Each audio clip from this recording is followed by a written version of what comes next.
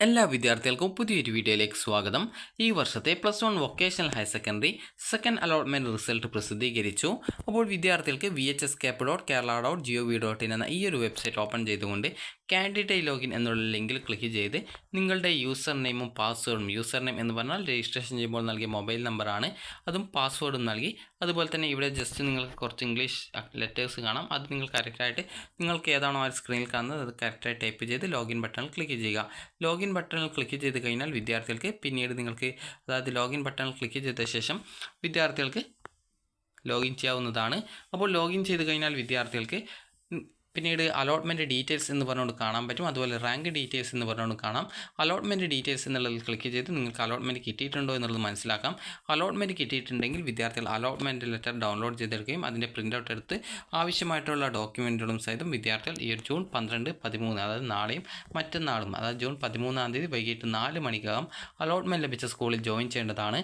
Allotment നേടി allotment ലഭിച്ച സ്കൂളിൽ ജോയിൻ ചെയ്യാത്ത വിദ്യാർത്ഥികളെ പിന്നീട് വരുന്ന അലോട്ട്മെൻറ്റിൽ പരിഗണിക്കുന്നതല്ല. അതുപോലെ തന്നെ നേരത്തെ നിങ്ങൾക്ക് ഒരു അലോട്ട്മെൻറ്റ് ലഭിച്ച സമയത്ത് നിങ്ങൾ നിങ്ങൾക്ക് 5ാമത്തെ ഓപ്ഷനാണ് അലോട്ട്മെൻറ്റ് കിട്ടിയത്. നിങ്ങൾ അവിടെ ടെമ്പററി അഡ്മിഷൻ എടുത്തു. ഈ ഒരു അലോട്ട്മെൻറ്റിൽ നിങ്ങൾക്ക് 1ാമത്തെ ഓപ്ഷനാണ് കിട്ടുന്നതെങ്കിൽ പെർമനൻറ്റ് അഡ്മിഷൻ എടുക്കണം. അത് ആദ്യമായിട്ട് അലോട്ട്മെൻറ്റ് 1ാമത്തെ ഓപ്ഷനാണ് കിട്ടുന്നതെങ്കിലും വിദ്യാർത്ഥികൾ പെർമനൻറ്റ് അഡ്മിഷൻ എടുക്കേണ്ടതാണ്. 2ാമത്തെ ഓപ്ഷനോ അതിന് താഴെയുള്ള മറ്റേതെങ്കിലും ഓപ്ഷനാണ് അലോട്ട്മെൻറ്റ് ലഭിക്കുന്നതെങ്കിൽ നിങ്ങൾക്ക് ടെമ്പററി അഡ്മിഷൻ തന്നെ തുടരാൻ സാധിക്കുന്നതായിരിക്കും. അതുപോലെ തന്നെ വിദ്യാർത്ഥികൾക്ക് ഇവിടെ കാണാൻ സാധിക്കും നിങ്ങൾക്ക് വേണ്ടിയിട്ടുള്ള ഇൻസ്ട്രക്ഷൻ കൊടുത്തിട്ടുണ്ട്. അതുപോലെ തന്നെ നേരത്തെ അലോട്ട്മെൻറ്റ് ലഭിച്ച വിദ്യാർത്ഥികൾക്ക് പുതുതായിട്ട് അലോട്ട്മെൻറ്റ് ലഭിച്ചിട്ടുണ്ടെങ്കിൽ നിർബന്ധമായിട്ടും പുതുതായിട്ട് അലോട്ട്മെൻറ്റ് ലഭിച്ച സ്കൂളിൽ ജോയിൻ ചെയ്യേണ്ടതാണ്. അതുപോലെ വിദ്യാർത്ഥികൾക്ക് വേണ്ടിയിട്ടുള്ള നിർദ്ദേശങ്ങൾ ഇവിടെ നൽകിയിട്ടുണ്ട്. അതായത് നിങ്ങൾ അഡ്മിഷൻ എടുക്കുമ്പോൾ ശ്രദ്ധിക്കേണ്ട കാര്യങ്ങൾ എന്തൊക്കെയാണ്, അതുപോലെ തന്നെ അഡ്മിഷന് പോകുമ്പോൾ എടുക്കേണ്ട ഡോക്യുമെൻറ്റുകൾ ഏതൊക്കെയെന്നുള്ള ഡീറ്റെയിൽസാണ് ഇതിൽ നൽകിയിട്ടുള്ളത്. അപ്പോൾ ഈ ഒരു അറിയിപ്പ് പ്രകാരം വിദ്യാർത്ഥികൾക്ക് ഈ ഒരു താൽക്കാലിക പ്രവേശനം 1ാമത്തെ ഓപ്ഷനാണ് കിട്ടുന്നതെങ്കിൽ താൽക്കാലിക പ്രവേശനമല്ല, സ്ഥിര പ്രവേശനമായിരിക്കും.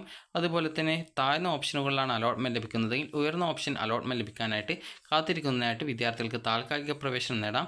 താൽക്കാലിക പ്രവേശനം നേടുന്നവർ ആവശ്യമെങ്കിൽ ഏതാനും ഉയർന്ന ഓപ്ഷനുകൾ മാത്രമായി റദ്ദാക്കുകയും ചെയ്യാവുന്നതാണ്. ഇതിനുള്ള അപേക്ഷ പ്രവേശനം നേടുന്ന സ്കൂളിലാണ് നൽകേണ്ടത്. 1ാം അലോട്ട്മെൻറ്റിൽ താൽക്കാലിക പ്രവേശനം നേടിയ വിദ്യാർത്ഥികൾക്ക് 2ാം അലോട്ട്മെൻറ്റിൽ മറ്റൊരു സ്കൂളിലോ അതേ സ്കൂളിലെ മറ്റൊരു കോഴ്സിലോ ആണ് പ്രവേശനം ലഭിക്കുന്നതെങ്കിൽ സ്കൂളിലെത്തി സ്ഥിര താൽക്കാലിക പ്രവേശനത്തിനുള്ള മുഴുവൻ നടപടികളും പൂർത്തീകരിക്കണം. അലോട്ട്മെൻറ്റിൽ ഇടം നേടാത്തവർ തുടർന്നുള്ള അലോട്ട്മെൻറ്റുകളായിട്ട് കാത്തിരിക്കുക. അതുപോലെ തന്നെ വിദ്യാർത്ഥികൾ തങ്ങൾക്ക് അപേക്ഷിച്ച ഓരോ സ്കൂളിലെയും കാറ്റഗറി തിരിച്ചുള്ള റാങ്ക് ലിസ്റ്റുകൾ പരിശോധിക്കാവുന്നതാണ്. അപ്പോൾ വിദ്യാർത്ഥികൾക്ക് ഈ ഒരു വീഡിയോ ഉപകാരപ്രദമായിട്ടുണ്ടെന്ന് കരുതുന്നു. ഉപകാരപ്രദമായിട്ടുണ്ടെങ്കിൽ ലൈക്ക് ചെയ്യുക, ഷെയർ ചെയ്യുക. Thank you for watching.